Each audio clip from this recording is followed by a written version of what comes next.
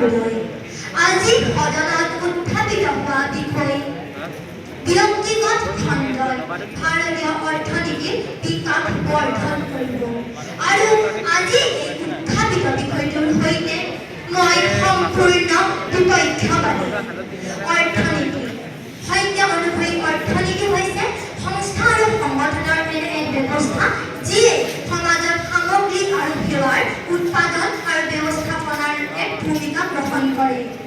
স্বাধীনোত্তৰ কালৰ ভাৰতীয় অৰ্থনীতি মুঠ তিনিটা ভাগত ভগাব পাৰি।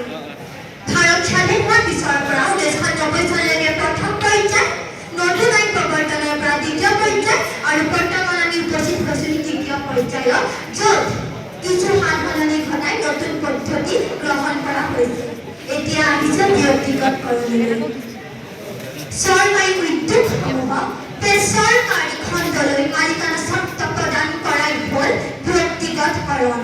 ভাৰতীয় গণতান্ত্ৰিক সমাজত ব্যক্তিগতকৰণ কৰি আমাৰ সাধাৰণ শ্ৰমিকৰ স্বাৰ্থ উপেক্ষা কৰাৰ অধিকাৰ কাৰো নাই।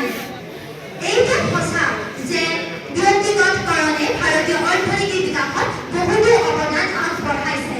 এইটো সঁচা কথা যে ব্যক্তিগতকৰণ চিকিৎসালয়সমূহত উন্নত মানৰ চিকিৎসা ব্যৱস্থা পোৱা যায়, কিন্তু ই কেৱল ধনী শ্ৰেণীৰ পৰিয়ালৰ বাবে, ই কেতিয়াও দুখীয়া শ্ৰেণীৰ পৰিয়ালৰ বাবে প্ৰযোজ্য নহয়। তাতোকৈ অতি গুৰুত্বপূৰ্ণ কথা এই যে বৰ্তমান সময়ত চৰকাৰী চিকিৎসালয়সমূহত কোনো ব্যৱস্থাপনাৰ অভাৱ নাই। বহুতো ব্যৱস্থাপনা এতিয়া কৰা হৈছে, যাৰ বাবে আমি প্ৰাইভেট হস্পিটেললৈ যোৱাৰ প্ৰয়োজন কমিছে।